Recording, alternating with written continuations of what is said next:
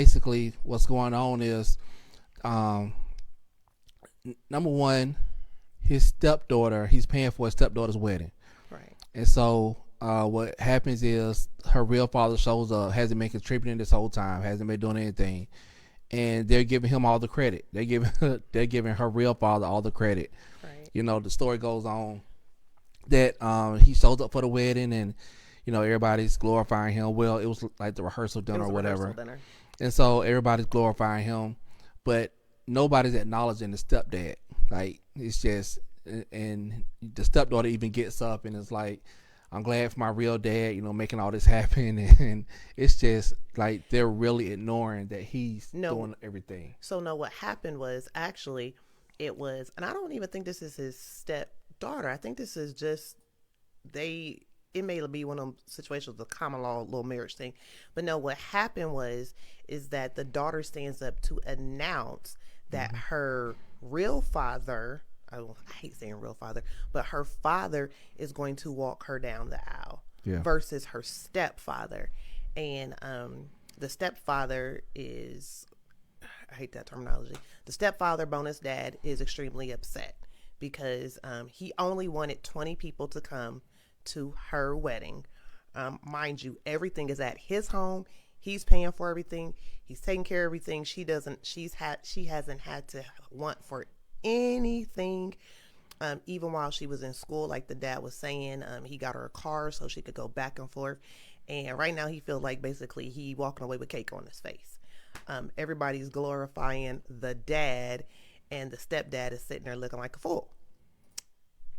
Yeah. And so basically, so that's basically the story. But the stepdad feels some type of way. First of all, let's start here. It's not stepdad. It is the girlfriend. Well, yeah, It's but the girl. no, I'm talking about the stepdad right now. Okay. He feels some type of way. First of all, let's start here. Let's start at the fact that they're not married. So this is his girlfriend of 10 years. This is her daughter. So it's like a common law. Back in Well, Ohio, that's what we would call it, common law marriage. yeah. So we don't even know if they're common law married because every state is different. Different, yeah. So they could just be boyfriend and girlfriend. Number one, why are you doing all this and y'all not even married? Like, we can start there. We can start, you don't, just like we tell women, you don't do wifey things without being a wife. You don't do fatherly husband things without being that father and husband, like legally Oh wow, on paperwork. this is gonna be good tonight. Yeah, it is. So why are you doing all of this and you're not even legally married? That's first off, because that's your first problem. That's where the first problem comes in. Is that you are not legally married. So you blame you blame the boyfriend stepdad? Yes. There's no Oh way. wow. There's no way as a boyfriend I'm doing all this. There is no way. He said he paid for her education. He paid for her college. Now he's paying for her wedding. Like, Right. there's no way I'm making that type of investment, and I have no legal claim to even my girlfriend. Like, it just doesn't make sense. And so I don't even understand his. First of all, his argument is flawed because you can't be His upset. argument is flawed. How? Yes, because y'all not even married. So Wow. so Okay. you can't even use that stepdaughter, bonus dad, whatever. You can't even use that because y'all not even married. Y'all are just dating. Number two, why haven't you married this woman after 10 years? That's but you're making these huge investments. It makes no sense. Okay. It makes no sense to make these huge investments and y'all aren't even legally married. Look, this might be a quick show because look, we need to hear y'all talk back to us. Miss Clara Banks from Florida said in Florida they do call it common law marriage. She also said it's his own fault. People will do only what you allow them to do. Yep. Marriage has its privileges. He is choosing to be walked over like that. Wow. Okay. I don't know. I feel some type of. I guess I feel some type of way about it. I guess I feel both sides. I understand the part, I guess, because Carl and I, we have two sets of children. We don't decipher or differentiate in our household, but yeah, I feel some type of, I don't know, I just kind of feel weird about it. Um, I understand I understand his point of view because he is saying, "Hey, I've stepped up. I've been here for 10 years." And your own real father, your biological father, has not even been here for 10 years, hasn't provided any, from what his claims, because of Mhm. course, we always know there's two sides to every story, but excuse me, for his claims, he's saying basically, I've been here financially supported, invested in you, your mama, and now at the rehearsal dinner, y'all gonna go south, y'all gonna go north, and like look at him, like now the dad gets to walk in like he is the hero and the champion. I don't I don't appreciate that. I don't like that, and I understand that that is so true. People will only do to you what you allow them to do, but Mhm. I think it is extremely disrespectful and it's a slap in his face. That's just Um, that's my 2 cents. If it's worth anything. I just think that I'm not making that type of investment. Wow. So, so if you are dating somebody and they have a older child, and y'all get together and say we got to pay for their college, are you really going to pay for their college and y'all just dating? Who's we? Like That's your child. you and your boyfriend? No, if it's That if is your y'all aren't child. if y'all aren't married, you're I, just dating. Would you make that type of investment into even an education and y'all aren't even married? okay, when you say we, okay, I would say again because I know what it's like to be on the other side. If you're dating someone, Mm-hmm. and like we talk about and we preach, you say, are you dating them just to be dating them, or are you trying to be involved? Are you trying to pursue marriage? Because I can actually recall an instance that you did not have to show up, but you did, and you were not one of my you weren't one of the girls' dad. So there was a situation. Actually, it was Valentine's Day. Hilarious. When Carla and I was dating, and one of my children had gotten sick, and I don't know. Maybe this is a woman thing. In my mind, I'm thinking, okay, we are dating. You are my boyfriend. You trying to be around. You trying to step up. You know, I did expect you to come to the hospital. Now, did you have to come to the hospital? Absolutely not. But I felt like if you're dating me, then this comes along with dating me. This is what dating. This is what dating a single mom looks like. So if I'm good enough to date, then I want to know that you are going to be there and you're going to be supportive. Carl did come to the hospital. He stayed the entire time, actually all the way into the next morning. Dropped us off at home, made sure me and my daughter were good and settled, and great and wonderful. So I guess for me, my level of expectation being a single mom and knowing that, if you're going to be potentially being my husband, I do want to see, do you have those characteristics that in time of need or a time of crisis, you're going to be there. And I believe that's what this man did. He took on is it, he took on a father's role. It seemed like, and maybe, you're saying he jumped the gun and he shouldn't have done it, but I don't. I mm. You didn't answer the question. The question I did is, answer the no, question. I I said said, what I said. would you make that type of investment and you're just dating somebody? What, to help out? I mean, He to said he paid for her college. He's currently paying for her education. Would would you pay for for another child's education that's not biologically yours when you're just dating, not married, when you're just dating? I I I probably would not pay for a college. Okay. I probably would not pay for college tuition. I would be there in support. I would be there to help out. If they call me, hey, Mom Eb, can you cash at me some money? I would be there. But paying a college tuition, I don't know that I would do that again. But if for I guess I don't even know. Look, is this gonna really be a discussion tonight? I don't even know.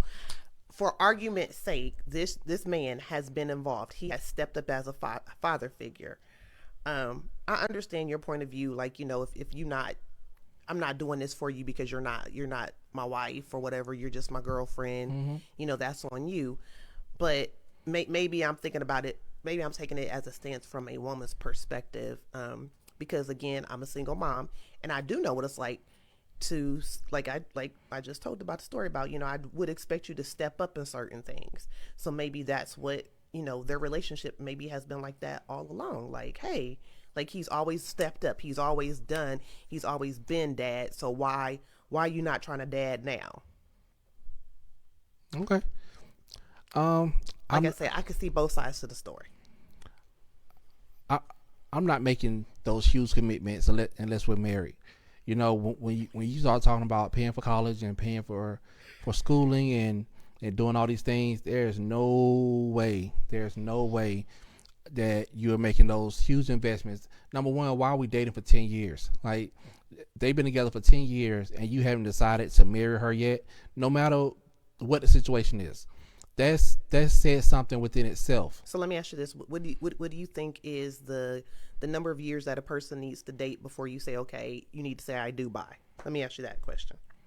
Honestly, 2 years. I think after that 2 year mark, because number one, men know. I think as most men who are married now, they'll all tell you the same thing. I knew she was my wife. Okay. So when we're in it and we know, it doesn't take a man 10, 20 years to to to marry you. And so I think after that, if if you're with somebody who's marriage minded, and after a year and a half y'all ain't talking about engagement and marriage, it might be time to wrap that thing up. Like, So after a year and a half, if y'all not talking about getting married, yes, because you're you need wasting to time. wrap it up. You Yes, wasting time. yep. Okay. Because it doesn't take us long to know what we want, and if that man really wants you, he's gonna propose, or he's gonna at least talk about marriage at least a year and a half into it. And so that whole time is kind of his testing period to make sure he can trust you, to make sure, Testing period. yeah, to make sure that he can trust you, to make sure that you respect I'll him. be testing people And so in these streets. I just think that 2 year mark is the cutoff. Okay. Like, once you hit 2 years of dating, it's time to wrap it up. Where are we going? If you don't know by now, that's a wrap. Okay, so let me ask you this question. Look, so I'm reading some of the comments. Clara Banks says, if you are married, hold on. If you are married, the family is first. But if we are not even strong enough to fully commit to each other, who can you respect to respect? Who can you expect to respect you? Wow. Yeah. Stephanie said, yes, that's true. Seeing who the person is before marriage is important. I would say it is levels to that thing. Okay. Um, Miss Clara said again, Ebony, you and Carl were committed to marry. He had 10 whole grown ass years to decide. He chose. Help us. Okay, and she also said people will roll over when they see. Wow, people will roll over you when they see they can. The fact that after every horrible choice the mom and daughter made, he made another. He made another. Let me please. Okay, wow. So basically, Miss Clara is not a team stepdad at all. She like, this is your fault. Yeah. So let me ask you this. So sometimes people enter into relationships in the beginning, and they kind of like getting to know each other. Some, you like, okay, I just want to see if I could even get them, and now I got them. Okay, well, let me date them. Mm-hmm. So do you think that there is that in the beginning stages of, okay, we just testing it out, or is there like a moment within the relationship, because you said only 2 years, that you like, okay, let's transition? Because I've talked to people while I was divorced, and getting back at getting into the dating field, and I was just like, okay, I know this person is just kind of, I don't want to say just having fun, but you kind of like, okay, I'm just gonna have some fun for a little bit, and then if it shifts, you're like, oh, okay, I didn't know it was gonna shift, get out of there real quick, Lord forgive me. But then there's some people that you kind of meet, so maybe that could have been his situation where maybe it was fun for a little bit, and then okay, well, she when people call people they ride or die, I don't understand that, because I'm only dying. I don't know about that die part. She here for it. I'll say that. She here for it. So maybe that's what he thought. But to me, 10 years, I see the loyalty. And I know he didn't marry her, but I do see loyalty. I do see 10 years. Somebody's with you for 10 years. I do see loyalty. I do see committed. I see it. Again, I might be wrong, but I see it. Shake your head. Okay, so I'm just saying. I mean, come on. So you would have been perfectly fine with my loyalty for the last 6 years without marrying you? No, this is okay. Lord. No, you just said you see the loyalty, you see the loyalty, you see the commitment. So you'd have been perfectly fine with us playing house for the last 6 years. Exactly. And see, and even what you said about how you get together with somebody, y'all just having fun, then try to people do it. People do it. People have fun. People have fun, and it's not going to result in anything serious, I don't think. I think some people. Oh God, I think there have been probably cases. I do believe that there's been some cases out here in this world where people may have had fun and then they transition. No, personally, I was at the stage like when you and I started talking, transitioning from thinking I was going to be with somebody. I was like, I'm okay. I'll just be by myself. Like this dating stuff is too much. It's exhausting. But no, now where I am 44 years old, no, I just leave me alone. I just want to go to work, serve the Lord, and leave me. I wouldn't have time to play. So I do believe in, if we're going to do this, we're going to do this. But again, their situation is, clearly this man has shown his level of commitment. He's paying for college. He's buying cars. He has shown his level of commitment to this woman. And where to get him? Not even being acknowledged in her wedding. Not even being acknowledged. Are you gonna play the part too? Huh? You gonna play the other part? Nah. I'm just nah. Horrible. So but no, I'm just saying though, like, where did it get him? It didn't get him anywhere. It got him. And so the conclusion of that, we're talking about there was a man on social media who made this rant that it wasn't no rant. His girlfriend of 10 years, he was paying for his stepdaughter's wedding, and they didn't acknowledge him. They didn't invite none of the people he wanted. He's paying for the wedding. Thank you. She wanted her biological father to give her away. He hasn't been contributing or in her life the whole time. And he ended up, he stood up at the rehearsal dinner and said, basically, I see exactly how y'all feel about me. I'm not paying for anything. And so then the mother was like, oh, you've ruined my child's wedding. But I'm not mad at him. Number one, I'm mad at him for not marrying her, because if you're not married, you don't have those rights. So number one, your whole rant, if you didn't marry that woman, she's not your stepdaughter. She's the daughter of the lady you're dating. Like, I'm sorry. If you didn't marry her, you have no legal right to her or those children. So since you didn't marry her, cool, we're past that. Now I applaud you for not paying for the wedding, for closing up the bank. I don't care who you made mad, and they was mad. The whole family was mad at him. He was like, but if you can't even acknowledge me, why should I open up my wallet to you? And so I just feel like that happens to a lot of men where... oh, God. Break out the violin. No. Father God, break it out. And see? Break it out. See? Break it out. See? What we about to see? But yeah, taste it. Let's see. What we about to see? Because when... Why? Go ahead. When I'm about to bring out how men kind of get screwed over sometimes, is bring out the violin. So this is why... No, seriously. This is why men sometimes just don't open up. This is why men just be like, well, I already know it's coming. Bring out the violin. No, this man has a legitimate... He has a legitimate argument. You and your feelings, right? And if I am in my feelings, ain't nothing wrong with it.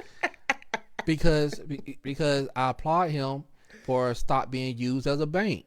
Like, if you don't respect that man enough to even acknowledge him at your wedding, and he's paying for everything, and he has no legal right to even have to pay for anything because him and your mama not married, I think that's just highly disrespectful.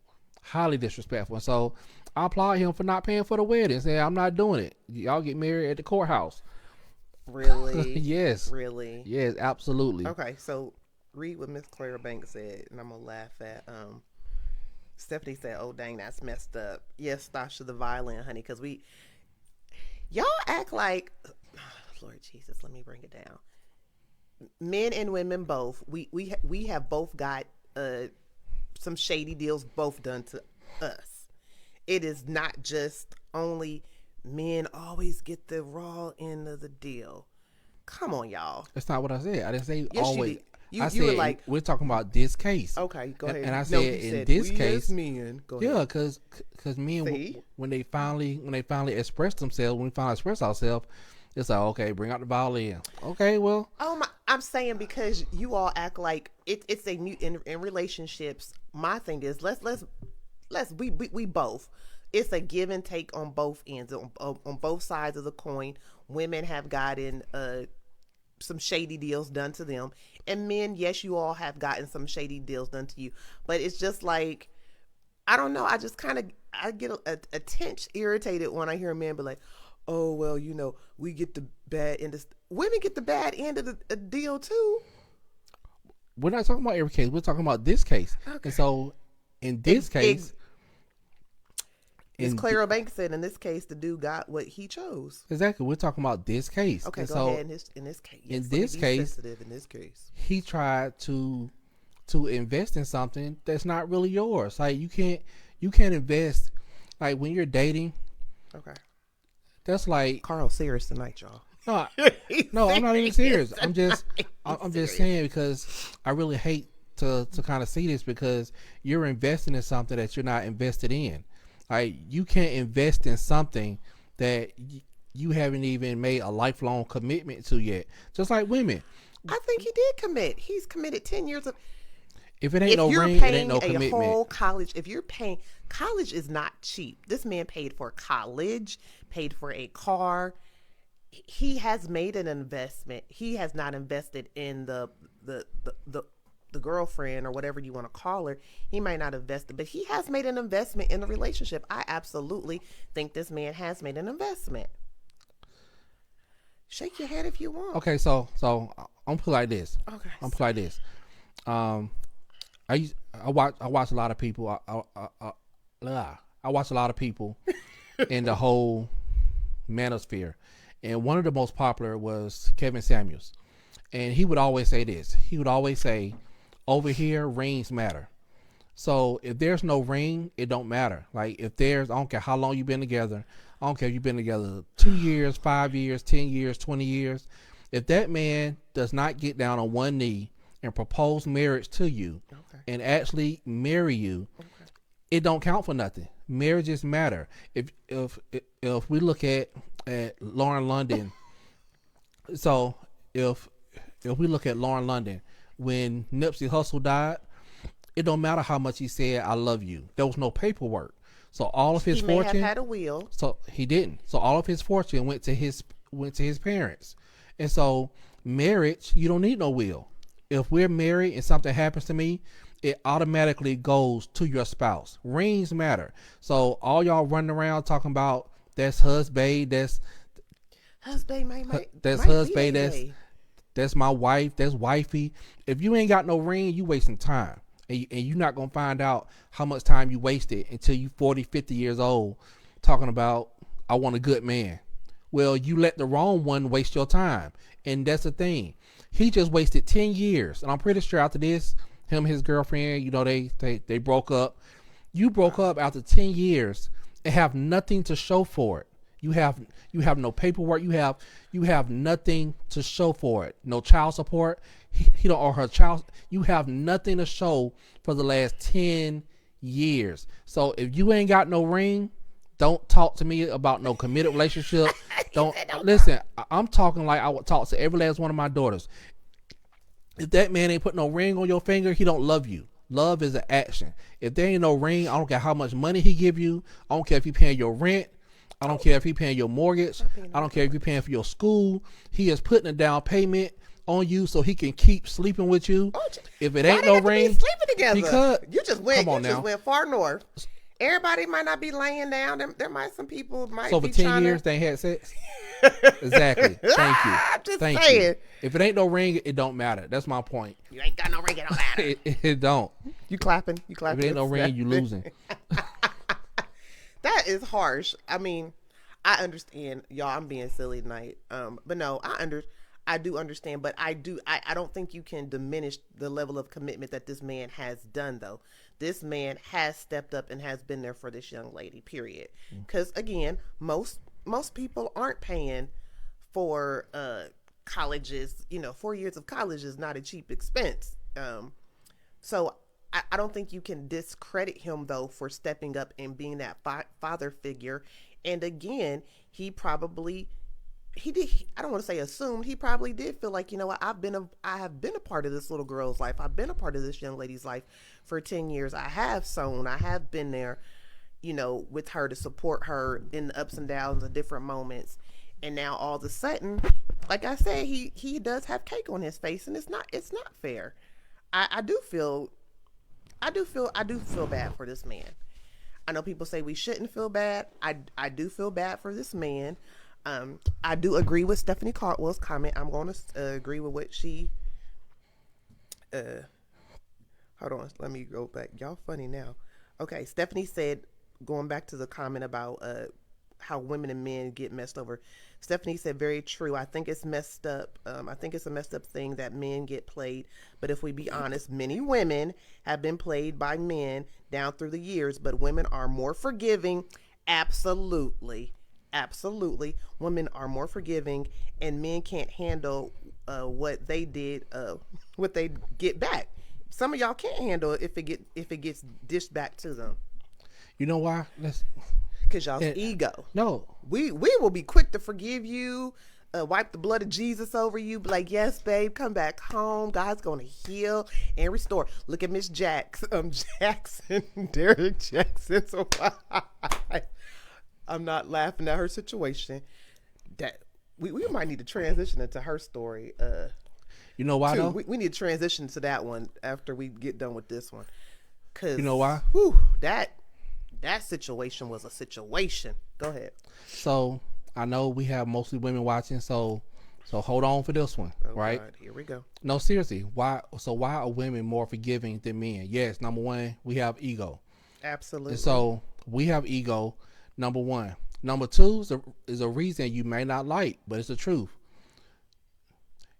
What? Women can't become a wife without a man asking them to. Meaning, if you and a man are dating, right, and the man does you wrong, you may forgive because he can choose you or not choose you.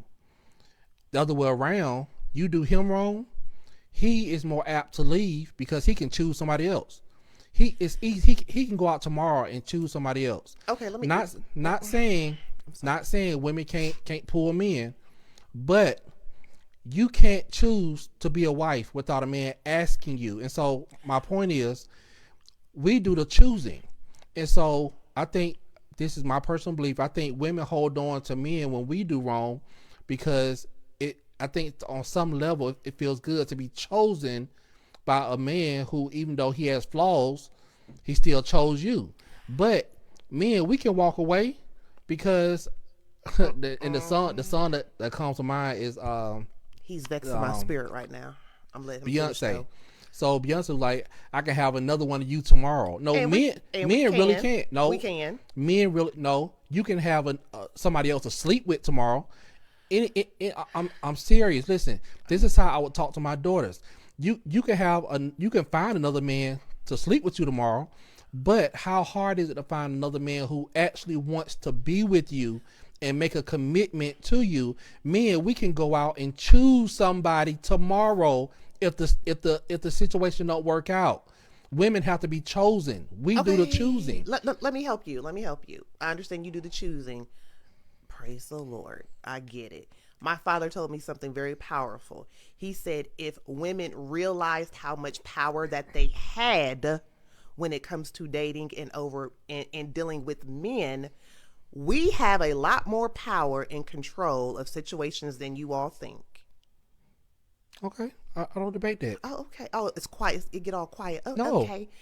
So don't try to act like, again, we have choices too. Just because you want to marry, I could say no. Yes, Beyonce is right. I can find another you. Absolutely. uh, And matter of fact, you made a comment. See, I'm about to. This is about to get fun. So Carl and I, one time, we was just talking, just chit chatting about how the good Lord works and stuff like that. And we were talking about, just in case, what happens if, like, say what happens if I didn't say no. And he was like, that doesn't mean that God couldn't present another person in my life that would be just like you, that would, want to help me pursue my purpose and things of that nature. So with that out of your own mouth, that speaks to my point that we both have choices. We both can choose. We have that option. Don't act like it's like a commodity. There are a plethora of men out there. We have a choice. I understand y'all got choices, but we got choices too. there are a plethora of men out there, but but number one, let's break this down. Let me read, because I'm gonna go into this. Stephanie, what? Women get to choose too, of course. We do. Number two, Stephanie, there are plenty of women who brush men off if they are not interested. True. Sasha, there are many men waiting on the sidelines for the current man to mess up so they can step up and demand for the woman. Okay. Same for men. Generalizing either sex can be ignorant because all people are not the same. Now check this out. What? Who has more power in a relationship when it comes to choosing, men or women? We both. No. Who has more power? I have the power. I can say no. I don't want to marry you. I know people that have gotten engaged 5 times. So don't try to act like we ain't got power. We got some power, okay? But here's the thing. You have to get a man to ask you to marry him. And that's clearly, if a woman has gotten a man 5 times to ask her to marry her, clearly, she, as the Bible says, when a man findeth the wife. So clearly she was wifey material 5 times because 5 different men has asked this particular person to get married. Clearly she's wifey material. Quit playing games. Women, we do have power. No, I didn't say you didn't have power. I said who has more power when it comes to relate. We do have more power. You just read the scripture.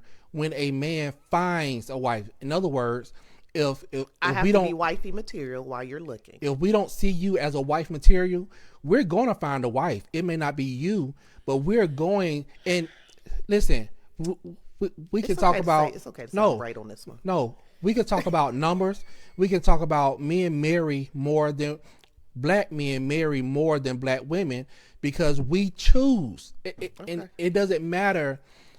Like, men control the access to marriage. And again, without a ring, it does not matter. Yes, Sasha, you are absolutely right. That when a man sees another man with a woman, that they be waiting on the sidelines. But guess what? If that one man choose not to marry you, the other one can step up. And see, that's a thing. You don't know why that man is waiting on the sidelines. He could be waiting to have sex with you. I talking to men. This is hey, barbershop talk. I can't wait till they break up because I just want to hit that. Like, seriously, you don't know why. There's some women that with that mentality too. Like, but think about it. Think about how many women are now growing older, looking back on how many men wasted their time because they saw them as a plaything. Men control that access to real relationships, and without a real man, without you meeting a real man and saying, listen, this is my intention from up front. My intention is to get married. You've even told me that there have been men who told you, I'm going to marry somebody, like whether it's you or not. And guess what? They went on. I don't know if they married somebody, but they went on, got married because we choose a wife. And so I just think that it's kind of, okay, the story we're talking about for 10 years. Okay. Hi, y'all. How y'all doing? How y'all doing? So for 10 years, he was in this lady's life. He never asked her to be a wife. So guess what? She just wasted 10 years of her life with a dude who didn't marry her. But guess what? He'll meet somebody else and within 6 months, he'll be married. But see, women can't control the timeline of when you get married. You can't control when a man is going to ask you to marry him. And that's the point. You don't control the access to marriage. So when you find a good man, I know so many women who had a good man, but because they thought they had more options, because they were young, because like you said, they've been proposed to 3-4 times. You look up today and they're still, man, I should have married such and such. When he asked me, he was a good man. I thought I had more options. I thought I had more time. I thought I could do better. But guess what? That man done went off and he done got married and he got a family. I know because I'm one of the ones that did it. I'm one of the ones who are dating women and yes, not really seeing them as a wife. And I'm like, I'm moving on. Like, I'm moving on. right. No, Stephanie, these days right. women are not they're proposing yes, to men, they are. and they That's look crazy. ridiculous. Tell the truth. I would never propose to no man. Never, ever, ever, Lord Jesus. That's some foolery. That's some tomfoolery. If a woman ever proposed to a man, he's gonna run over her the whole relationship, because that's called desperation. You are so desperate that you gotta propose to a man. Like that don't even sound right. And so again, women have no power in choosing to be married. Yes, you could choose who you want to be with, but you could choose the wrong one. And just like this story, he wastes your time for 10 years. Like, I just get so frustrated at this because this is primarily something you see within the black community. And we just never, no, I'm serious. We just don't get it. I'm not teaching my daughters this. I don't care if our daughter's in college. I don't care if they're going to get their master's, their doctorate. I'm going to tell them, when a good man comes along and he wants to marry you, just snatch him up. Yes. Snatch him up. Yes. Say yes. Because guess what? You're like, say yes. Because guess what? Please say yes. Why? Because guess what? What? You can go back to school. My sister got married at 27, had a child. She was on track to get her master's, and she put it to the side for a minute. She went back to school, right. And just 2 months ago, she graduated with her master's. Right. But guess what? She got a husband. So many women will put off a husband for a college degree. You can still get that stuff, but how often is a good man going to come along and say, I want to marry you? When a good man comes along and say, I want to marry you, drop what you're doing, pick it up later in life. Drop it. Why can't we do it together? Why we got to drop it? You can do it together. You can do it together. So don't say drop it. But prioritize marriage over everything. Jesus. My thing is prioritize marriage over everything. Because you never know if you're going to get another chance in life. I'll just say this. I wouldn't say drop it, Father God. I'm not saying drop it. Don't drop it. No, we're going to get married. I'm going to still keep getting my degrees. No, because this is a good way to transition. No, I think what happens a lot of times when you say, maybe it's just the way you saying it tonight, that's kind of like, a lot of times what happens is that we as women, we do somewhat put our life on pause for men. We really do. We put our life on pause, and then we don't pursue those things that we're passionate about, because we as women, we are nurturers. We are, I'm okay, I'm married. I got my man. I'm all in. You know, you like whatever, like the song says, whatever it takes, I'm all in. You got my time. You gonna have my resources. You know, we are full speed ahead. You know, if we love somebody, if we care about somebody, we are heavily investing, and sometimes we stop investing in ourselves. I will say this because I'm married a second time. I know what it's like to put certain things on the back burner because I don't want to say growing up, that's what I was taught, but certain things I was taught, like, you know, your husband is first, you know, your husband and God. And, you know, if you decide to have children, that's great. And then if God forbid, like me, you know, I had my kids, the first set when I was really young. So I put all of my resources and all of my energy into my kids. So then even in my first marriage, when I did decide to go back to school, I had 3 kids at that time. And going back to school with being married, working full time, having 3 children, that's a lot. The weight of that is heavy. And I ended up, because when I was married, my husband got it at the time. We felt it was a great opportunity. His job took him, we moved to a whole nother state. That happens to women so much that we will stop what we're doing in order to push our husband, in order to excel him. that, like you said, if he gonna marry you, stop, drop, and roll. No, don't tell that woman to stop, drop, and roll. No, keep getting your degree, as y'all saying I do. Maybe take 2 weeks off, get married, go to your honeymoon, and then you keep hitting those books. But don't tell her just to stop everything. I don't know, maybe I just felt some type of way about how you said that. But no, I still want my daughters to still fulfill their purpose with their husband. I don't want them just to be like, okay, now that I'm married, it's all about him and not about us growing together and building together. And you getting your degree, I'm gonna get my degree too. I think it's a mutual, it's a give and take, it's a back and forth. Don't just shut down. You like, oh, I'm married now, I got my ring, y'all taking the 50 trillion pictures, and you so happy about this ring, and you just stopped your whole life completely. God forbid. Absolutely not. No. Do not do that. I think it depends on the situation. I mean, I'm not. What you say? Okay, let's read. Okay, read, Brother Deacon. I think it depends on the situation. If it's a man who's financially stable and able to take care of you, Carl Butler, what woman's gonna choose to still go to work? I mean, if you choose that, no, you wouldn't. Goodness well, you wouldn't work no more. He said goodness. Goodness well, you wouldn't work no more. He didn't say good and well. He said goodness well. And so, no, but I like having my own coin. I don't like to ask people for nothing. Okay, so I don't. Angela said, let's go back up. She said men do have more control.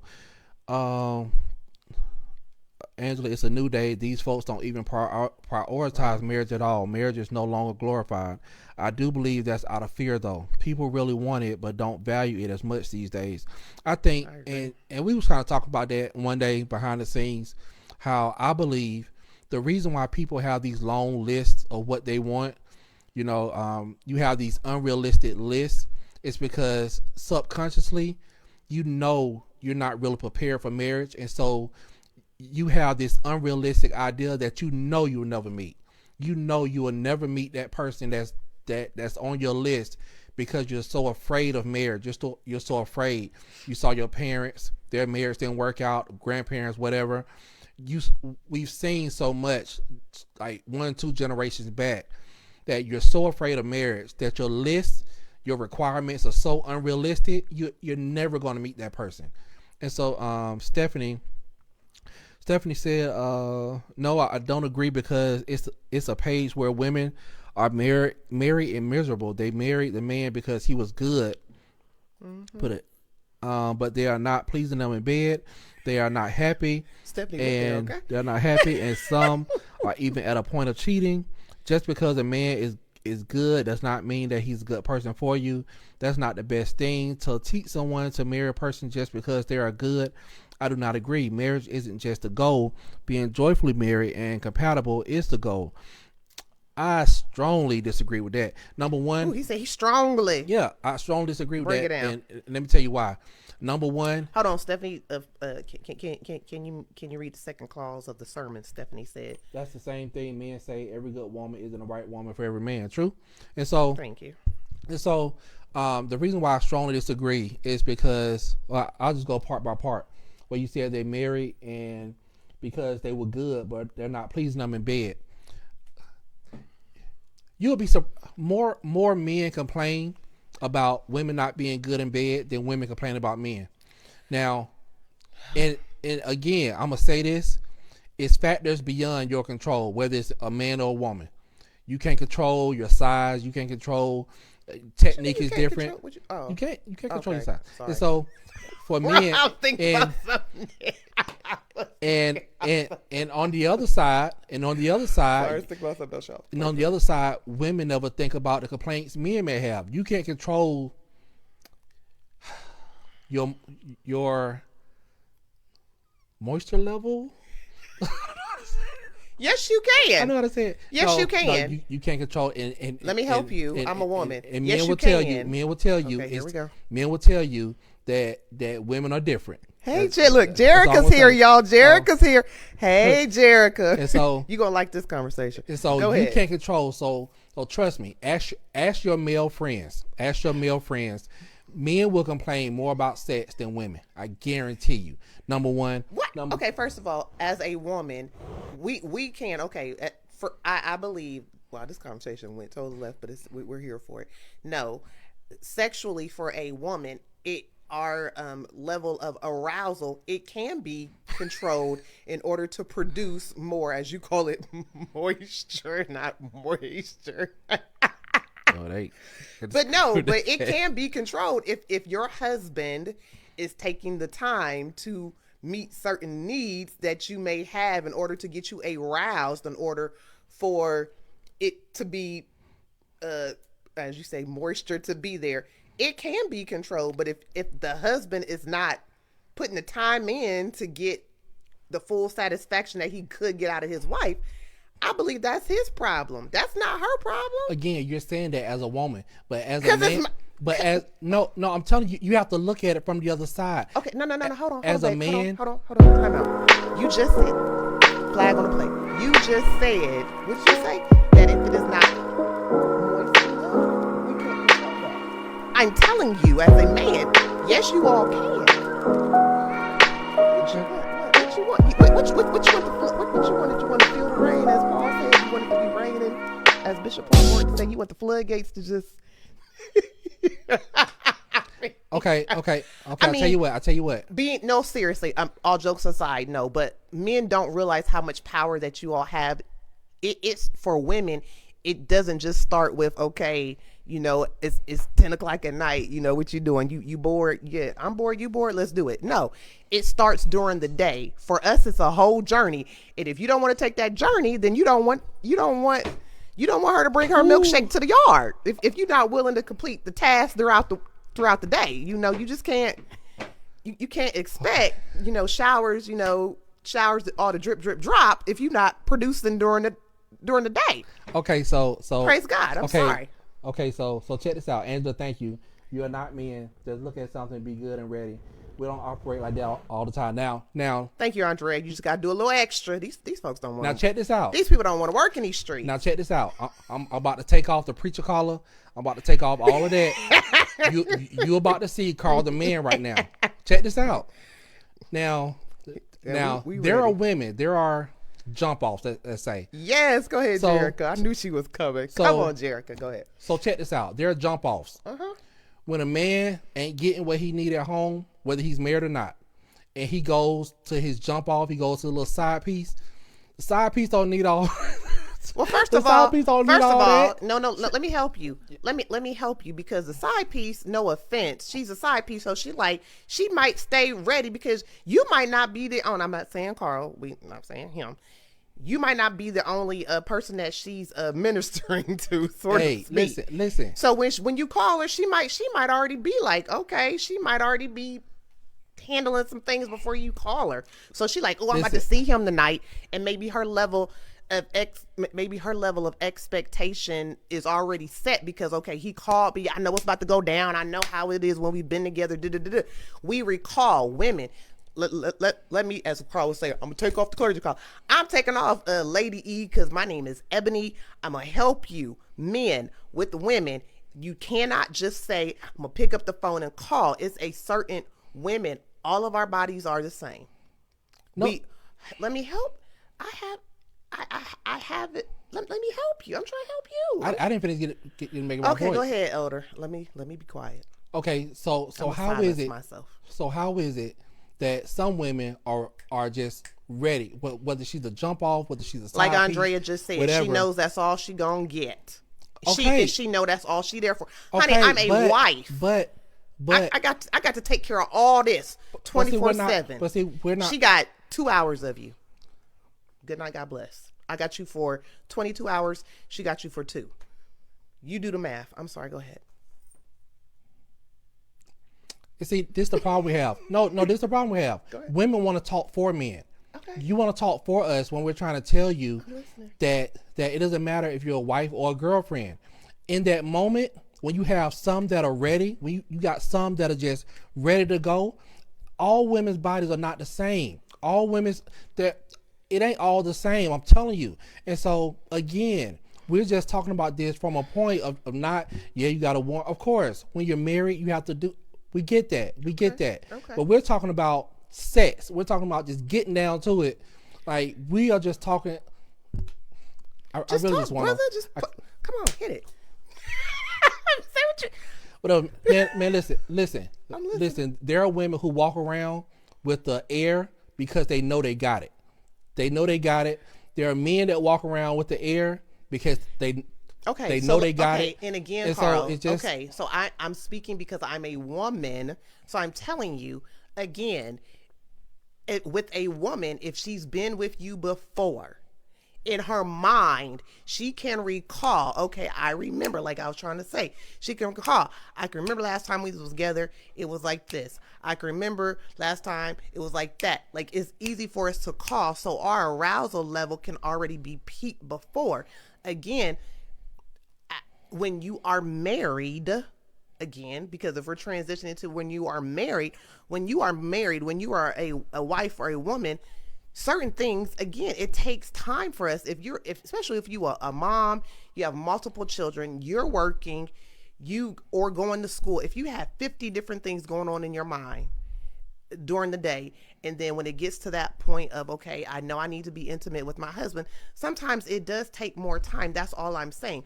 Only thing I'm saying is if you as a man, if a man or a husband wants certain things produced from his wife, he has to understand there's certain things that he has to be willing to put in order to get a return of what he wants as well. And I'm saying when you are a side piece, the level of expectation is a little bit different. It's a little bit different. I mean, no offense. If you've been sitting on the bench for 10 months and then all of a sudden you just got a phone call, you like, oh, okay, I get to get in finally after 10 months. This woman has been pouring, your wife has been pouring into you for this whole time. And now because you go over there and you get a little extra drip, drip, drop, your life is so wonderful. Oh, Jesus. I'm glad I'm saved and I can't cuss. It is. Come on now. I don't think that's fair. Because let me help you. Because just because I think it's funny because men say this about men, but you as a man, I don't think men really want to hear what some women may think about men's performances as well, because it may hurt your feelings. We've heard it all. No, come on now. That's a lie. We've heard it all. And if a woman tells you as a man that if it's not fulfilling or certain things you are not doing right, you get your feelings hurt. Carl Butler, quick. No. Listen. Y'all get y'all's feelings hurt. Listen. Somebody. No, seriously. No, listen to me. Y'all get y'all's feelings. Go ahead. Say what you got to say. Listen. At the core of it, and let's just speak frankly. At the core of it, as long as we get off, we don't care. Now, Father God. Now, listen. That changes when you're with somebody who you love. When you're married, it changes.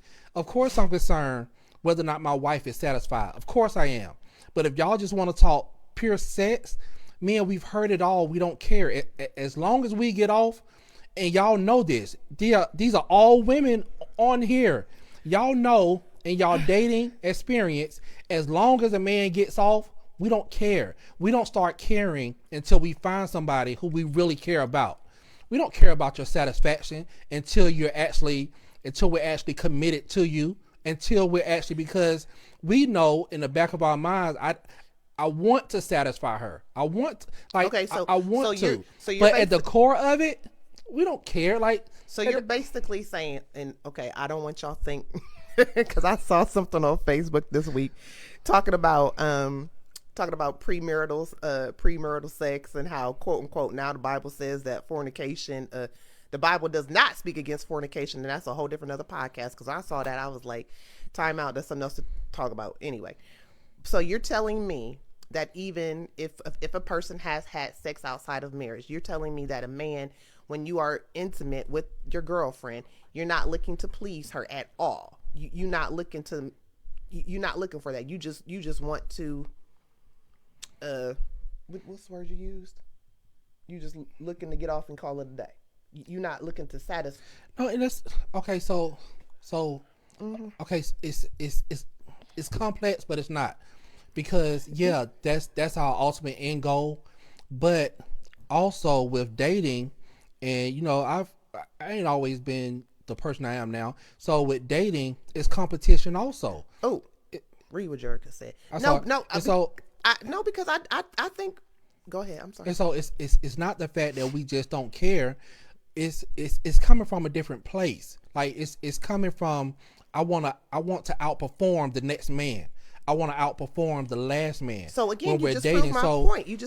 Some men do try to make it. You want it to be memorable. But again, it ain't about you. It's our ego. I want to outperform. It has nothing to do with you. If a woman has ever cheated on her man with another man, he is trying to outperform her man. He is trying to prove something. He's trying to say, when we done, I want you thinking about me. I don't want you going like he's trying to prove something. Okay. It has nothing to do with you as a woman. It has nothing to do with your satisfaction. Okay. If you're satisfied in the process, then cool. We're just talking about raw dating, sex. If that's what you're doing, we all have a past, whatever. We're just trying to outperform. We're trying to prove that I'm the alpha. That's what men do with everything, whether it's on a job, whether it's in church, whether it's in business, whether it's in family, like whatever it is. We always have that air. We always have that ego that I'm the best. If a man don't feel like that, then I don't understand that. You have to feel like at some point as a man that I am the best. And if I'm not the best, I'm striving to be that. So again, sex to men a lot of times has nothing to do with the woman. It's about proving I did that. Kevin Hart had a joke where after they had sex, he get up dancing. Yeah, I tore that thing up. Because it has nothing to do with you. Okay. It has to do with my performance. And so it's hard to have this conversation with women because I don't think women fully grasp how big our egos are and how much it's not even about so much your satisfaction, but it's about proving something within us. And we've heard that when a man stops trying to prove himself through sex and through what he has between his legs, he actually starts learning how to be a man. And so that's kind of what marriage does, that now I have to satisfy this person for the rest of my life and only her. And it's not just sexual, it's every way, it's everything leading up to it, it's all that. So, but I'm just trying to put you all into the mindset of how men think, and it's not what you think. It's really not. It's really not. We're not emotional. We have completely detached sex from love. Oh yeah, I understand that. Men, I will say this: there are some women though that to them it's a game. To them it is a game. To them it is a sport. To them, I mean, they can't play it like us though. I understand we may not can play it like you all. I get it. But there are some women that it is the chase for them. It's okay. I got him. I know what he's like. Whatever. There are some women that may be on some other stuff that you men don't even know. Like, and I know, and I totally get it. I understand that we are two different species and it is different from you all, but there are some women that have that same manipulative mindset. Don't take that the wrong way. Manipulative mindset is this: I'm going to get him. I'm going to lock him down. I'm here. I'm here for it. Yes, there's some women like that too. But see, here's the thing, and I'm gonna read what How y'all doing tonight? I know this conversation went totally north, but I'm gonna read what Jerica wrote. She said, "Wrong. Most men start off trying to hit the spot to get you hooked. Once they have you, that's when they don't care. All the women on here can testify. Again, Jerica just proved my point. We start off trying to prove something. We're trying to get you hooked. It ain't got nothing to do with you. Because watch this, when you're hooked, you're gonna give us money. When you hook and that man needs a place to stay, you're going to open your doors. When you're hooked and that man hungry, he knows he can come to you and use you. Again, it has nothing to do with you as a woman. It only has to do with what can we get from this situation. And I'm telling you, I've been that dude. I've been that dude that women would never suspect that I'm that dude. And so it's not about you. It's not about if if a man can get you hooked through sex, we know that opens every door for us. Wow. That it's not about you. We don't care. And Stephanie said, hold up. I think when Stephanie said, look, when y'all start caring. Stephanie said, but if the woman don't think he tore it up and tells him, he'll be crushed. No, if he's trying to just use you, we don't care. We don't. There are so many women out here. Women outnumber men in Atlanta 13-1. You think a man cares whether or not he satisfies you when he going to the next one the next night? See, y'all can't think like us. I know Steve Harvey, the mess some of y'all love all that. Think like you can never think like a man. Right. If I didn't satisfy you, guess what? I don't care. I'm going to smash somebody else 2 nights later. Like it doesn't matter to us the way it matters to women, but it changes when we find somebody who we really care about. Because now I'm not trying to use you. I'm trying to make you happy. And if I can make you happy through sex, if I can make you happy through paying the bills, if I can make you happy by coming home every night, if I can make you happy about being a good father, being a good husband, that's what we're trying to do. And so again, you can say it's wrong all day long. But once you let a man hit, you just gave him your body and you got nothing in return. What did you get in return? Why you say hit like that? Because I just get so tired of women trying to tell men how men think. Sing to him, man. Truth is, you tired. And you don't even understand Options are few. how we think. We don't care. I mean, that's women on here could testify how many men have used you, got sex from you, got money from you, got a place to stay, got food to eat, and what do you have to show for it? Just tell me, like. Did he buy you a car? Did he buy you a house? Did he pay for your schooling? Is he paying for the kids? What do you have to show for it? That's the point. That is the point. So let me ask you this. I think I know we're talking about it, and I know I'm being funny and making light about certain things. It's not a funny situation, but it is the reality of what a lot of people have dealt with and is dealing with. How do we change, like, you know? Look now we're gonna put the spiritual hat back on. But how do we change that narrative? Like, how do men, because again, you're a man, so you can only speak from, your man perspective. I can speak from my woman perspective. Like, how do we change that narrative? Because a lot of women and men have been in relationships and they have been fruitless and unfulfilling. And now they're like, okay, because you and I have talked about, you're like, okay, God, now you're like, Lord, I'm about to serve you. I'm about to stop, being promiscuous, or I'm about to stop being with, I'm cutting the whole sexual thing off. I'm about to be a born again virgin, and I'm about to. What's a born again virgin? I got that born again virgin. I'm about to start all over again, God. I'm about to recommit and dedicate my life all over, and I'm gonna be celibate until you bring him. So how do you, again, you being a man, I'm being a woman, so it's so different. How does that, what is it that shifts inside of a man that says, you know what, I'm going to do it right this time. Like, I'm going to wait. I'm going to do it right because I want something different. I want something better. I don't know. I mean, it's just, I mean, seriously, because what is it about that one? Like, how like that one is the one, okay, I'm about to stop. So. Because that's the one we don't want to lose. Like, every man encounters the one he don't want to lose, right? And we act totally different. I know men who have dated a woman for 2 years, and as soon as he meet the one, they break up and they're married within 6 months. I really know somebody that happened to. I used to work with. I mean, he bought her a car. The girl he was dating, he bought her a car. He was paying. They were staying together. They broke up. I mean, he was still dogging her too. Like he was messing with other chicks on the side too.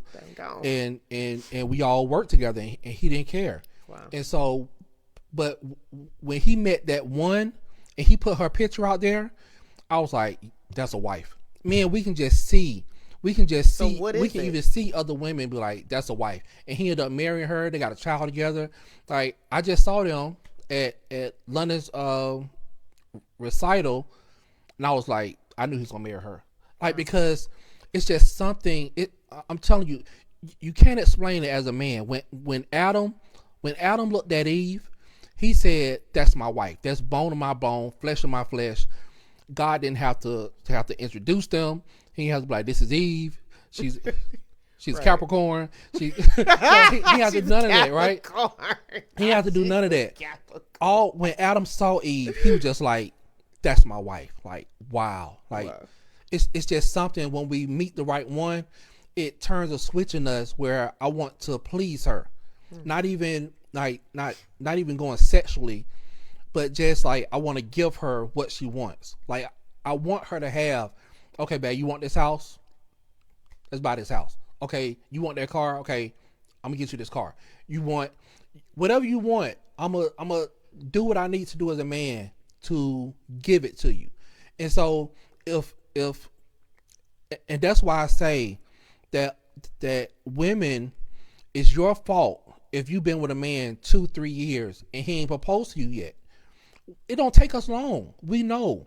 One of my friends, I'm gonna mention his name, Pastor Ware, son Ware, somebody who I have great respect for.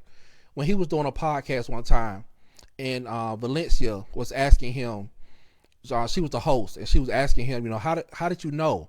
He was like, I just knew. Like, he told her, I'm gonna marry you. Like, and of course we know them. Right. And so, it ain't nothing crazy, but Yeah. he was like, I'm gonna marry you. Like, I know you're my wife. It's just something about when you meet. I told Ebony, I said, I'm gonna marry you. And like, I was like, no, you're not. I know. I said, no, you're not. I know you're my wife. And so it's just something in a man that when we see a woman, it transcends sex. It transcends our ego. It just transcends. Okay, so Jerica, she said again, so why are the wives so displeased sexually if their husbands care so much about them? You can't say that. That's kind of like saying all black people like chicken.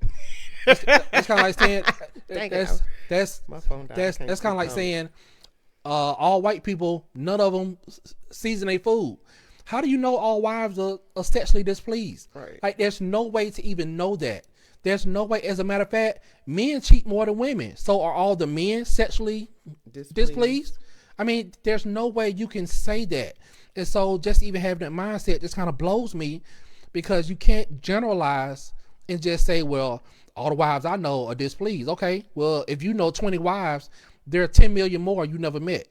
And so I also think, I honestly think that those are pre-conversations that need to be had before you get married.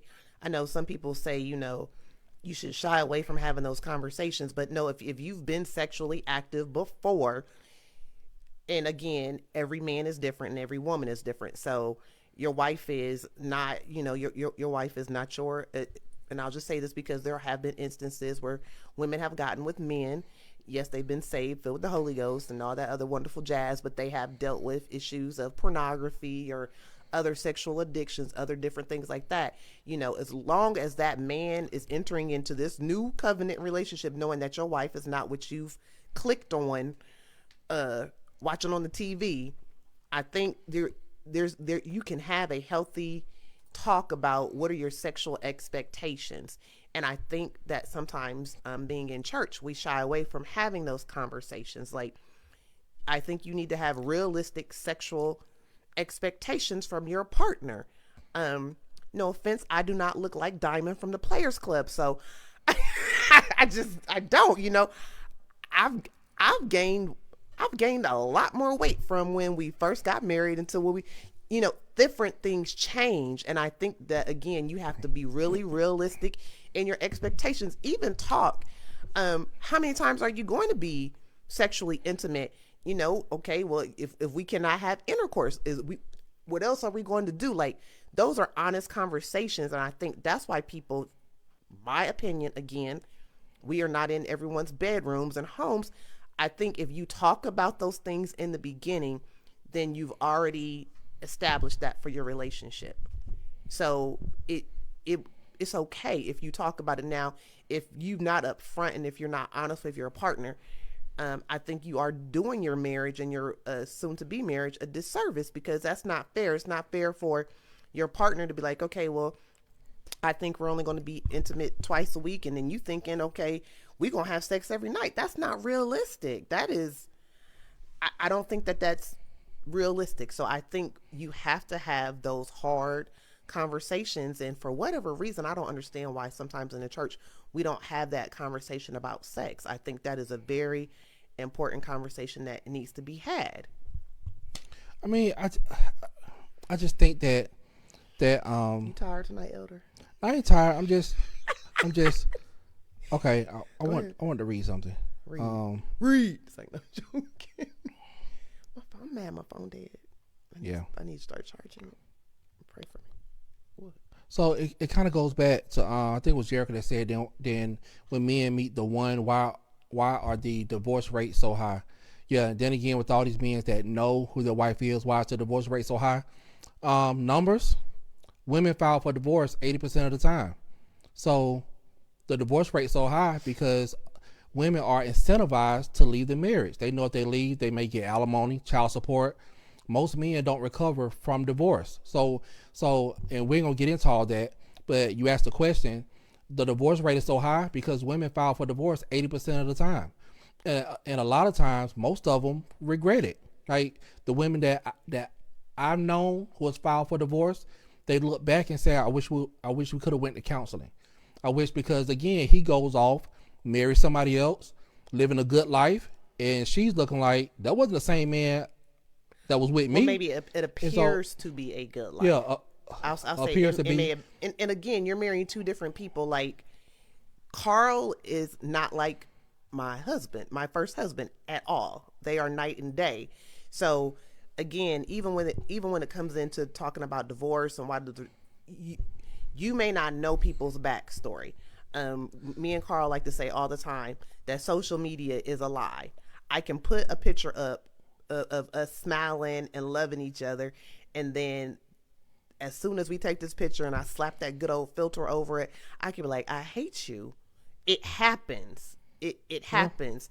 I believe social media has a lot to play up on that. Everybody says, oh, relationship goals, and I want to be like them, and I'm going to, no, you got to have a health, like, you have to really have hard conversations, and you have to really be honest before you get married. And people don't want to put in the work. You have to put in the work.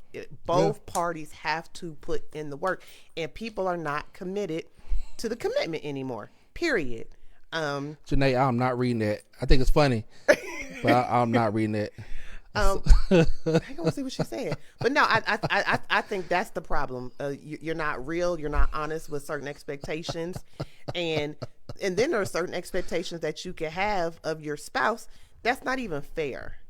And I think that causes a lot of issues as well. So again, we are not, I mean, we only speak from a point of view of being married before and now being remarried and older and understanding it totally different the second time around than it was the first time around.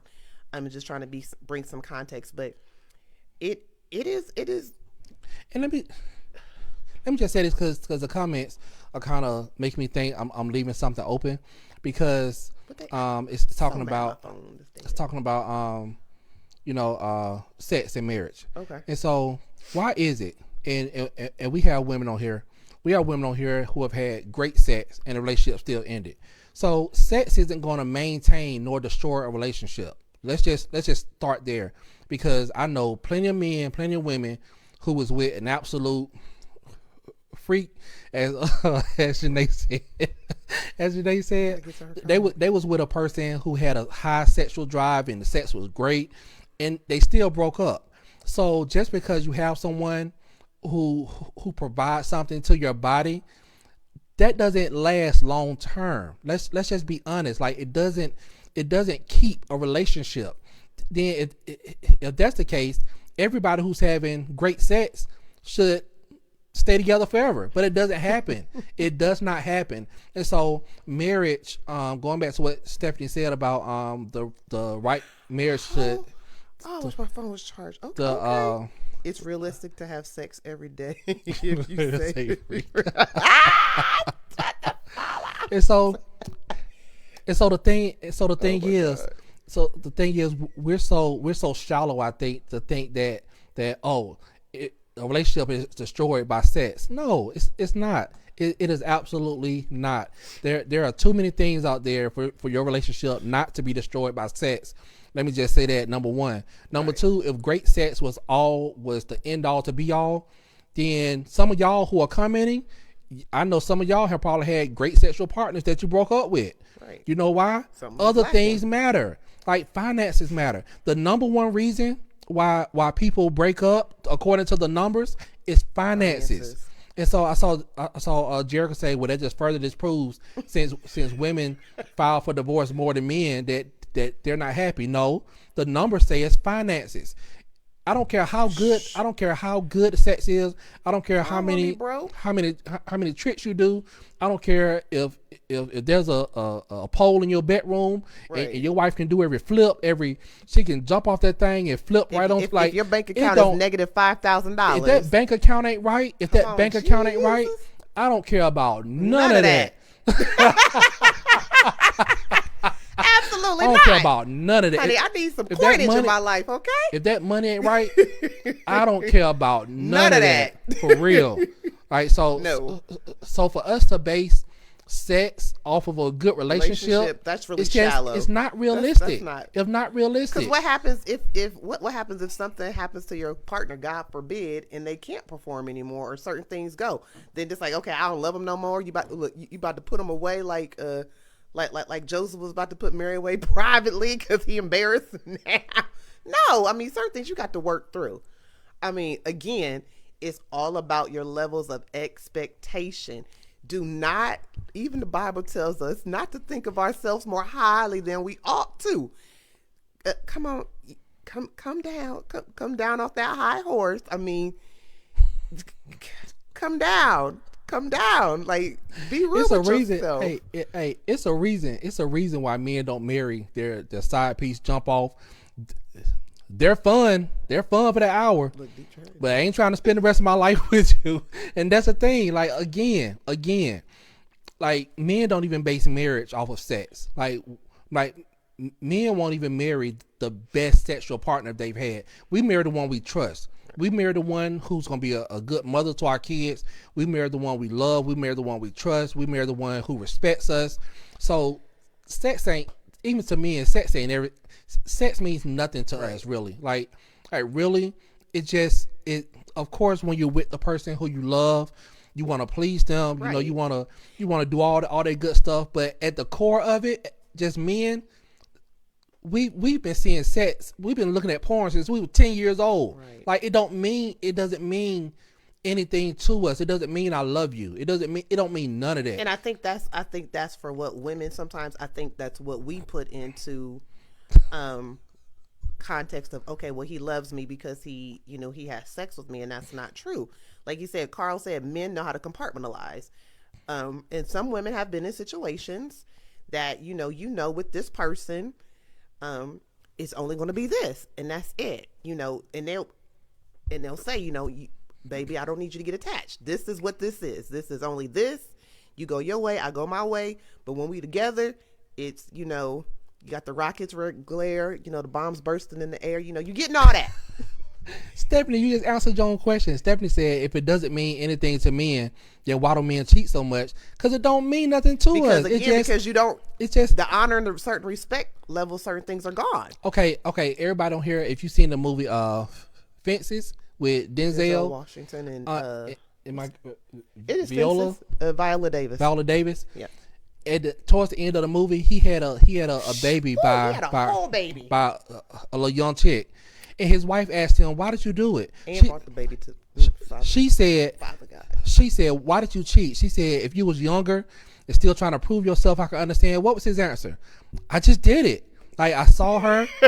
She was young." I asked David, "Why'd he do it?" Like, I just did it. Like, Stephanie, you just answered your own question. If it don't mean anything to me, why do we cheat so much? Because it don't mean nothing. I just, look, a new shiny toy. I'll never get this chance again. So, like, it doesn't. Not a shiny toy. It doesn't mean, like, I'm telling you, at our core, it doesn't mean anything to us. Now, what Andrew just said, self-control and discipline. Absolutely. You learn that as you mature as a man. Like, as men mature, we realize I'm not messing my life up for this. Right. You know what I'm saying? Like, I got a wife. I got kids. I got a house. I ain't losing none of my stuff because of you. Like, I ain't losing none of my stuff because of you. So it's a learning process. I'll put it like this. I wouldn't recommend my daughters marry men their age, because in your 20s and even some 30s, like they haven't matured yet. They ain't over that yet. And so it's just like, okay, me for example, I'll use myself for example. I got married at 22 and I did love my wife. I loved her, but I didn't have the mindset nor the discipline not to cheat. Like that's just, I didn't have that. I didn't. But then when I got married the second time, I got married at 35 years old. I'm over that. Like I've learned from all that. You shift differently. Well, you're supposed to shift differently. I should Yeah. say. You're supposed to. Now there are some 35-year-olds out there still acting like they 12. Of course. I will say that, but it's all about a mindset. It's all about what Are you willing to change to do something different to get something different? If you still talking crazy and still popping off and still doing the same old stuff that you've done with every relationship and every relationship has failed, the problem is you. It is, period. So you have to be willing to do the work. Honestly, it's not on the other person. It is on you. I wish my phone was not dead. Okay, so Stephanie said, but you said men marry the woman they love and want to be with. So if he loves his wife and does everything to make her happy, cheating doesn't make her happy. But again, you missed what I said. Men, we've separated love from sex. Right. Love and sex for us is not the same thing. Sex, again, most numbers show that 90% of young men have seen porn by the time they're 12. 90%. And now it's probably higher than that, because you can go on Instagram, you can go on Twitter, TikTok, and you can see whatever you want to see. Really? And so we learn at a young age, I can love you and still have sex with somebody else, because we've separated it. Wow. In my first marriage, and I'll use myself for an example, I loved my wife. I wanted to spend the rest of my life with her. I loved her, but it was just something in me that I didn't associate love with sex. Right. It wasn't like, okay, I can have sex with somebody else and still come home to my wife like nothing happened, because I love you, but I'm lying to, I'm lying to you because I love you. I know it don't make no sense, but as men, that's how we rationalize it. They're wired which is wired different. And again, we as women, we always equate, okay, well, if he love with sex, and we have to learn that those are not synonymous in a man's mind. So again, I think that's where you need to have those honest conversations, and I think that's where we as women set ourselves up to get kind of, I'm not saying the wrong end of the deal, but that's where we set ourselves up to get hurt, to be honest. So men and men, they gonna be who they be. We gonna be who we be. It helps, and that's the reason why women be like, I don't want no man in the church. You got a better chance. I'm just say that. No, serious. I'm gonna just say you have a better chance finding a really good man when he's in the church, because at least he has some core values. I'm not saying all church. I know y'all about to come in. Jesus, the floodgates. You about to open up I already the floodgates. I know y'all about to come in. Can't wait to see it. Well, Pastor so cheated on his. Listen. Everybody has different reasons. Everybody doesn't cheat. Yeah, everybody. And that's another thing, people. I don't know why everybody always thinks people think they cheat for sex. People always don't cheat for sex. Some people just cheat because they just want that voice. They found that they have had a what's called an emotional connection. Not everything is sexually oriented. So we got to get that mindset off. Just take that off. Some men say, you know what, I can just sit and I can talk to this woman for hours, which the wife may not be able. I don't know why I'm all tongue tied now. What he may not be getting from his wife, he could go somewhere else and just sit and talk to a young woman for 2 hours, and he good. So everything is not always sexually based on why somebody cheats. And for a man, even the Bible talks about it tells the man, husbands, love your wife. Wife, the only thing you got to do, I ain't gonna say the only thing, but basically honor, respect the man. If this man feels like he's honored and respected and he's affirmed, he good. The Bible, the Bible right. Just read the page. It tells you what you need to do. But we don't want to read the pages. But go ahead. And then I think that's a whole nother conversation too. That's a whole nother conversation. Praise God. Okay, that's a whole nother conversation because when you start getting into cheating, men, it's a lot of different layers. Listen, men don't primarily cheat for sex. Yep. We cheat for peace. And I can give you Bible on that. The Bible says that a man would rather dwell in a small room in an attic than to be in a mansion with a woman who's always arguing, always nagging. The Bible. Okay, so there was this. I'm a preacher, so I'm gonna use the Bible, whatever.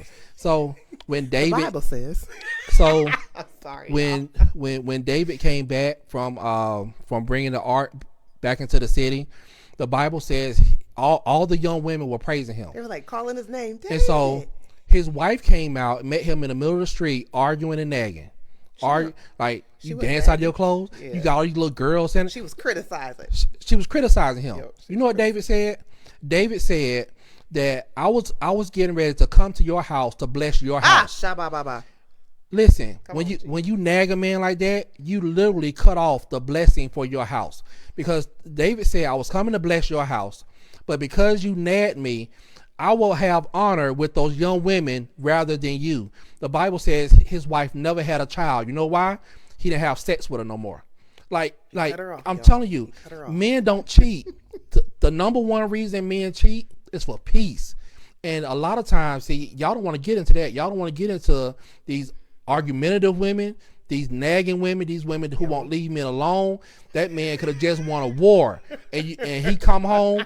Why you 5 minutes late? Why you 10 minutes late? Why she was looking at, like, I'm telling you, it's biblical. Men don't cheat just because of sex. We cheat for peace. And so a man just wants, if you are a woman and you provide peace, because I still see women talking about, well, why he cheat then? If he choose the one he wants, well, why he cheat? Because well, let me ask you a question. Are you an argumentative woman? Are you a nagging woman? Are you a woman who can't nobody get along with? Are you a woman who always got something to say? A man don't want that. We'll still love you. We'll still come home to you. But I guarantee you, he's finding his peace somewhere. Like you don't want to have that conversation. They ain't ready. You ain't ready for that conversation. You ain't never scared. He ain't never scared. We don't want to have that conversation for real. Look at Stephanie. Look, what she said. Stephanie said they didn't nag or anything. They're the most mild-mannered and gullible. They still cheat. You don't know that. You don't know who they are behind. Y'all so closed generalized. Doors. People are so different. Y'all gonna justify this until I die. Y'all gonna justify it. Y'all have fun. Y'all have fun. Y'all gonna justify. You don't know that woman. Listen, you don't. Right. Listen. What I was taught growing up, you don't know a person you ain't sleeping with. If you ain't sleeping with that person, you don't really know them. You don't know if they're nagging behind closed doors. You don't know if they're mean, if they're nice. They could be crazy. I've known women who are the nicest in church, speaking tongues. They greet everybody, but as soon as they get home, they are laying into their husbands, and the man can't take it. And then when he cheat, all the women are like, "Oh, he's such a dog." But that man just wanted peace. But y'all don't see that. Y'all don't. Men cheat for peace. Men cheat for peace. If that woman ain't bringing you peace, I'm telling you, man. Peace, you go ahead and cheat. It's like, no, I'm not saying that. Thank you, Angela. I agree with that. That peace matters on a whole new level for men. For real. Be my peace too, though. Even women want peace. Shoot. I always say, if it's not flowing like water in their area, I don't want it. I promise you, if you are being a man's peace, you ain't got to worry about him being your peace. He gonna be your everything. Men will bend over backwards. Right. That man will bend over backwards if he knows. Steve Harvey said this. He was interviewing with Shannon Sharp. You just criticized the man 2.2 seconds ago. I can criticize him and agree with him at the same time. But he was doing an interview with Shannon Sharp, and he was like, I owe all my success to my wife. Come on, Jesus. He said, Marjorie. He says Marjorie provides a house where I could just come home and be at peace. Now, Marjorie gave him peace. That's all Marjorie gave him. He says that. He says Marjorie gave me peace, and he's giving her the world for peace. And so that's the point. Yeah. No, I'm not condoning cheating. I'm telling you why it happens. Yeah. And so I'm not condoning Trust it. us, we are not condoning cheating. I know we are laugh. not. We're laughing and joking and all. But no, we do. Please, we do are not. Think that's what we no, are not condoning. And people sometimes people don't understand when you're explaining, you're not condoning. Right. I can explain why Hitler did what he did. Yeah. I'm not condoning it, right. but I can tell you why he believed that they were the superior race. Right. But I'm not condoning killing millions of people. Right. So I can explain to you why men cheat, but I'm not condoning it. Like I'm not at all condoning it. Stephanie, I don't know the woman is not giving him peace. But again, you don't know that they are. Right. Like, again, you don't know a person if you ain't sleeping with that person. I don't care if they're your sister, your brother, your mom, your dad. I don't know my mom like my dad knows my mom. That's my mom, but that's his wife. Right. So I would never know her as a wife. And then sometimes we make assumptions, like we said earlier, like sometimes we make assumptions because, okay, we go to church together. You see a person in church for 2 hours. That's the only thing you know of that person is for 2 hours. Like I said, we can take a great picture together. I go get my hair done, go get my lashes done. He get a new suit, I get a new dress. We could take a picture, smile and wave. And then once after you hit that click, you don't know how that person is. We don't. So I think we make comments based on surface. We can be, I'm not saying Carlin. Oh yeah, we can be. You know you. I would just say that. You know you. You know your twin person within. You know the nice, pleasant side of you, and then you know that nasty, foul side of you. And you don't know what couples go through on a daily struggle. I mean, and I've even said it like, God, why does this woman? I mean, we've said it about people that we've seen that husbands have cheated on them multiple times that are in the church, that are pastors and ministers. Like, that girl's being dogged. I've seen him mess. Why don't she leave? Why don't she leave? Why don't she leave? We don't know what goes on behind closed doors. Mm-hmm. So we make an assumption off of surface versus having honest relationship. Like, you only know, like I said, we only know people on the surface. So when you take time to learn them, then you be like, oh, okay. So I would say you got to give people that grace too. So, Janae said, I want to know, I want to know your opinion on if a man cheats and a woman is being his peace. I can't speak to that because I've never cheated on a woman who was peaceful. Like, and again, listen. I just want to say this. Oh my God. I'm speaking from my vision. I'm not speaking for all men. I'm speaking for my vision. And in my vision, biblically, I gave you biblical examples how David cheated on his wife because she came out and nagged him. How the Bible says that a man don't want to be in a nice house with a unpeaceful woman. So I'm just giving you me. I'm not cheating on a peaceful woman. And so some men cheat. You can be everything to a man and he still cheat. Right. And there ain't no reason for it. Like, it's the man's character. And so it's sometimes he has bad character. Sometimes his dad, I've seen generational, his dad cheated, and so the son, that's all he saw. Right. And so the son was like, well, this is normal. Right. Because his mama took it. And so we don't know the reasons why every man cheats. But I'm speaking in general. I don't know personally any men in my circle who have cheated on women who were just at peace. And I think Andrea makes a good point too. She says some men aren't at peace with themselves. Right. So how can they expect peace from a woman? That's true. But it goes back to, if you choose to be with a man who ain't at peace with himself, you bringing that on yourself. Like, again, I can ask you to marry me, but if I ask you to marry me, and I'm hitting you, if I'm asking you to marry me and I am unstable, if I'm asking you to marry me and I don't want to go to work and you still choose that type of man, at some point you have to take accountability and say, I should not have chosen to follow this man's lead. And so if a man is not at peace with himself and you know that going into marriage, why would you go into marriage with that man? And so again, you have to have accountability to stop I don't want to say being a victim, but you can choose whoever you want to choose. Right. And I was going to say this. It kind of brings me to the point that I was going to say we're going to talk about Derek Jackson or Derek Jacks. His wife now is she's finally come out and started doing interviews. And even in the interview, you guys have to go and watch it. It's Dear Future Wifey. It's a podcast and it's really powerful. And it's like a two-part interview that she did. And she, I mean, some people say, she's stupid for staying, but she even said why they were dating, which is crazy to me, that she could tell you what other women look like with different positions and different things. And she said, it was kind of like a revolving door. Like there were certain things that she kind of knew in the beginning that she put up with and dealt with because in her mind, well, I can outdo this person. She said she used to even watch crazy. She's watched, I guess her husband. That's crazy. Had recorded different sexual activities with other women that he was messing with on his phone, and she would watch them to try to mimic what they would do. And at some point, she tried to become this woman. She tried to become these women to him in order to try to please him. Like Carl said, at a certain point, we as women, I'll just say this because I'm a woman. We as women, we got to take accountability.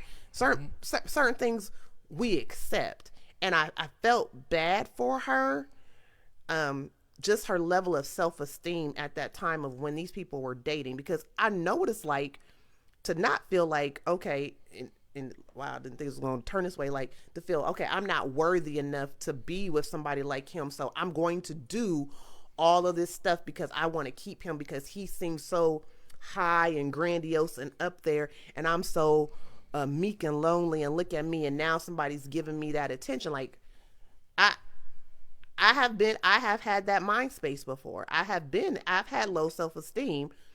I've been there before, so I know what that's like. I know what it's like to feel like, okay, and I'll just say this because I posted something on Facebook a few years ago. When I was younger, people used to make fun about, oh, you're so dark.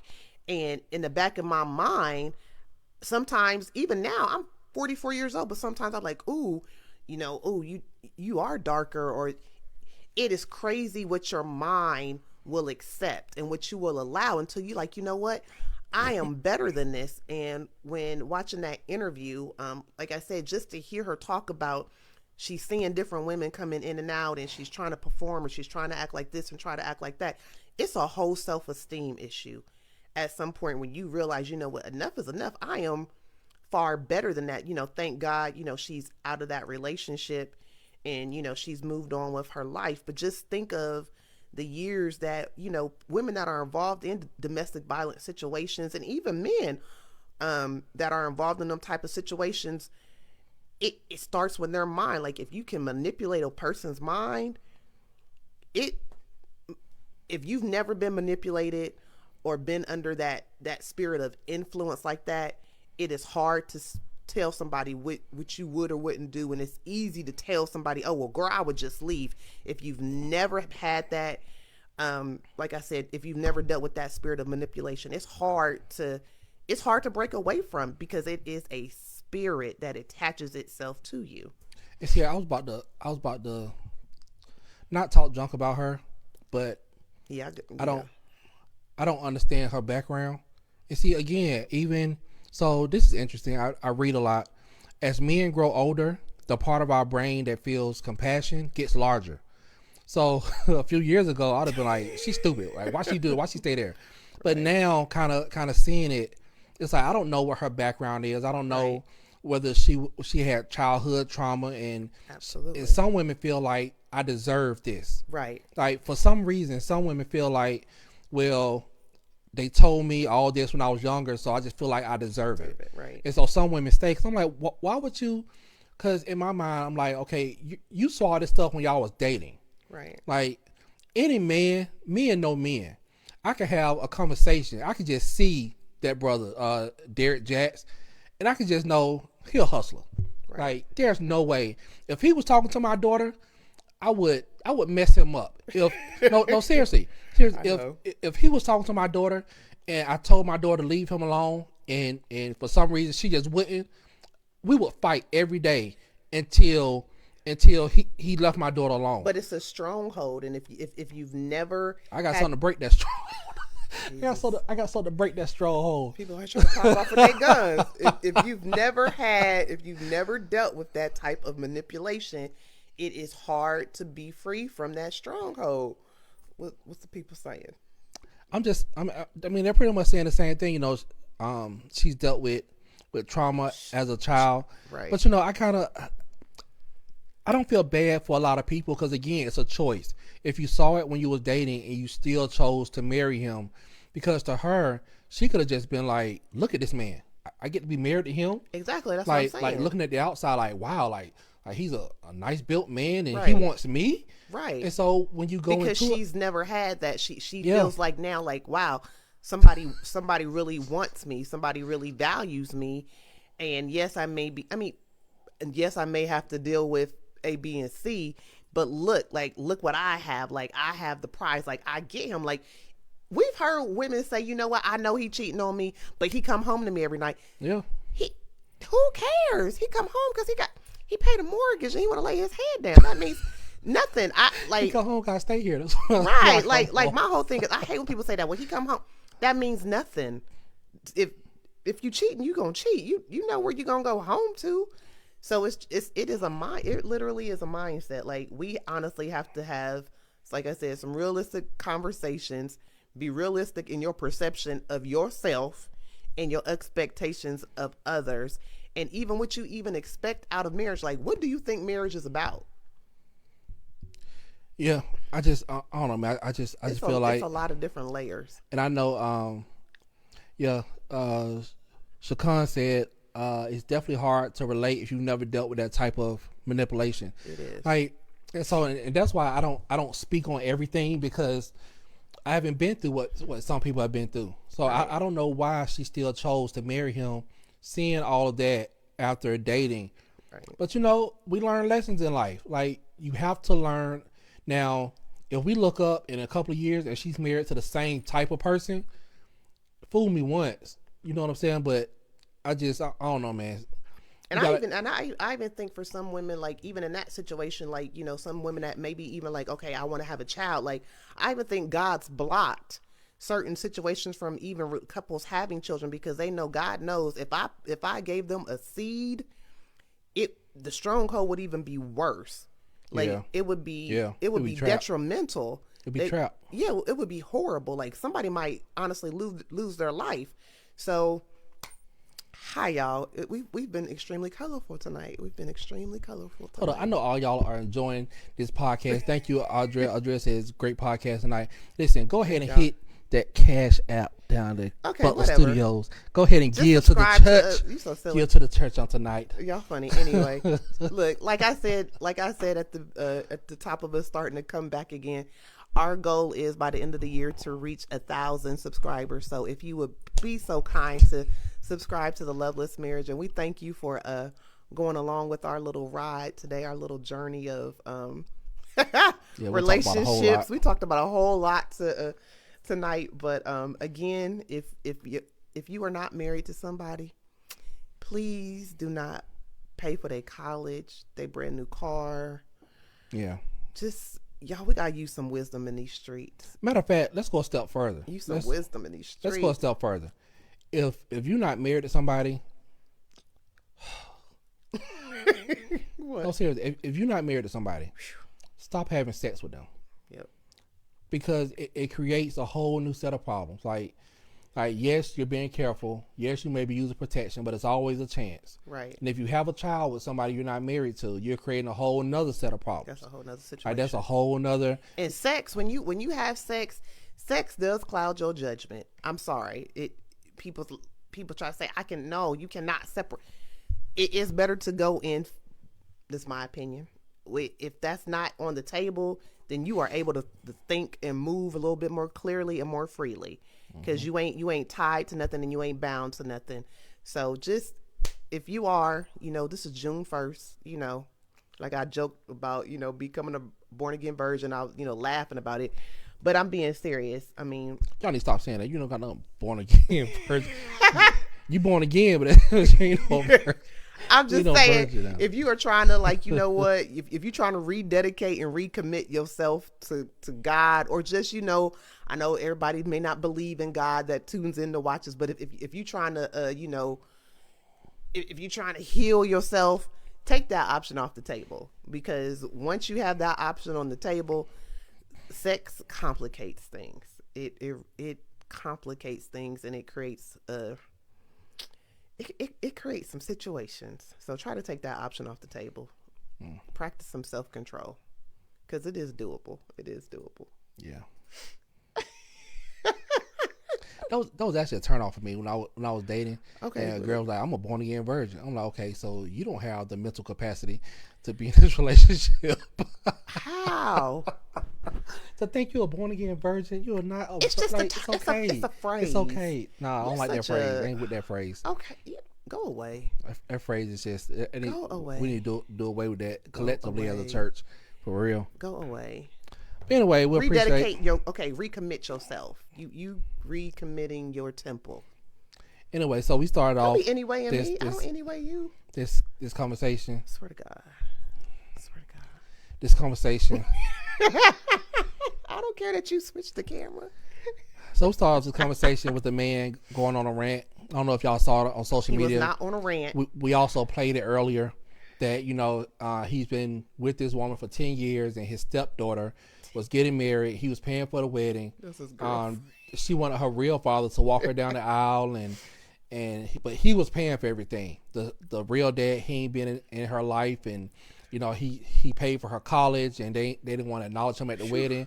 And so he said, I'm not paying for nothing. At the rehearsal dinner, he stood up. He shut that thing down. Even in the program,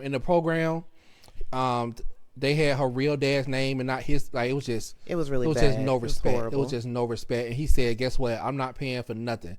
And I stand 10 toes down with that brother, because that's just a respect thing. Like, I know I'm not your biological father, but you're not going to take my money and not acknowledge me now. Like, that's and what made it worse is they weren't married. They weren't married at all. They were together for 10 years and they weren't married. And so that's kind of how we got on this on this subject tonight, because some people play house for so long, right? But once you break up, you have nothing to show for it, right? No assets to split, no nothing. If that person passes away, everything is going to their parents or their kids, and you're just left out. Ooh, like, and please don't look, I work in property management. Please don't get an apartment together. God, that's horrible. Because I don't. That's horrible. I don't want you coming in my office crying and you mad and you trying to kick him out, or you trying to kick her out. Both y'all on the lease. And it's a whole situation. So don't go get no apartments with these people. Don't go put I know women that have put cars in their name for their boyfriend. Father God, don't mess your credit up. Stop being gullible, man. Come on, y'all. Like, stop. Like, this is 2023. Come on, y'all. We got to do better. Fellas, if you ain't got it, fellas or girls, it's okay to go without. Fellas, if you ain't putting no ring on her finger, like, stop providing husband benefits, and vice versa. If he ain't putting no ring on your finger, stop providing wifely benefits. Like, yes, you can still be a good person. Right. You can still, be that godly person that. But you ain't got to put no car in nobody's. But you ain't got to co-sign for nobody. You ain't gotta buy these expensive gifts. Like, Jesus, y'all are crazy. Like, y'all are just, and that's why people be using people, because y'all are willing to do all this without a ring. Like, y'all be taking these expensive trips overseas, not only, and y'all get mad, y'all break up overseas. Because I was reading some situations like that too. That couples they've been dating, they got mad at each other. You on another island, on the other continent, and you get mad and y'all break up, and they have, y'all, come on, we gotta do better. Stop. I want to say just stop being stupid. Like, just, not stop being. We just gotta make better choices and decisions. We have to make better choices. We can go the spiritual route, but not even spiritual. Like, just use common sense sometimes. Come on, y'all. Like stop giving somebody the world and they need to put a ring on your finger. Like, and stop allowing people. Not even, okay, the ring could be on your finger. I need you to walk down that aisle. Yeah. Because even, you need to walk down the aisle. You need to stand before the Lord, the judge, the priest, whomever. Because like I've heard people say too, you know what? I have a ring on my finger, but until we say I do, this ring can come off at any time. I need you to say I do before you start doing the do. Yeah. There you go. We appreciate y'all for joining us tonight. Y'all hung in there with us for 2 hours. We didn't expect to go this long. We thought it was going to be like 30 minutes. And so we really didn't. We appreciate y'all. Xavier, he said, especially not a mortgage. Yeah, stop buying houses with people Father you ain't God. married. If y'all ain't married, God. don't buy no house together. Seriously, do not buy a house together. Look, and that's from the mortgage lender. Like, come on, man. Xavier Williams, he trust me, he writes plenty of loans that he has, I'm sure, seen, and people be breaking up. Come on, y'all. We gotta do better. We gotta do better. I can love you and like you, but not have to get you a no mortgage. Okay. So yeah, let me see if anybody had another good comment. I enjoy when Stephanie is on, and who else? Jerica. Jerica. Jerica, my friend. I don't care what y'all say. Oh Lord. So yeah, we appreciate y'all. John Perry, appreciate you, Pastor Perry, his wife, Pastor Perry. We appreciate y'all for tuning in. Janae, Andrea, all the faithfuls. Angela. Who else we got on here? I think Mama Kathy was on here earlier. Right. Shakan, Andrea, of course. Hey, Brittany. Brittany Denson. And your auntie all the way from Florida. Yeah, Aunt Claire. Today. Aunt Claire, who's all the way in Jacksonville, Florida. Enjoy going down to Jacksonville. But yeah, my Aunt Jency too. My Aunt Jency is on here. All my aunts are like 60, 70, and they all don't look a day over 40. They look good. They age wonderfully. Yeah, they have a fountain of youth down there. I need what they got, Father God. All right, so we appreciate y'all for joining us tonight for Loveless Marriage. We will be here every Thursday. He's so forceful with it. Like, if I gotta drag Ebony down the steps, we're gonna be here. Look at this face. We don't do that. We don't do the laying on the hands in this relationship. We're gonna be here every Thursday at 8. I will tear this house up. Y'all can see that down there. We will be here every Thursday at 8. I will tear this house up before I get dragged. Derek watching from Mexico. Hi, Derek watching from Derek. You a good man, Derek. You a good man. Yes. Appreciate you. We love you, Derek. Appreciate and Reef. You and Reef down there. So Angela, good show. We appreciate it. We'll appreciate y'all. So we'll be back next week. And until then, y'all be good. Y'all be good. Happy June 1st. Take some accountability. Stop choosing these crazy people. Oh, God.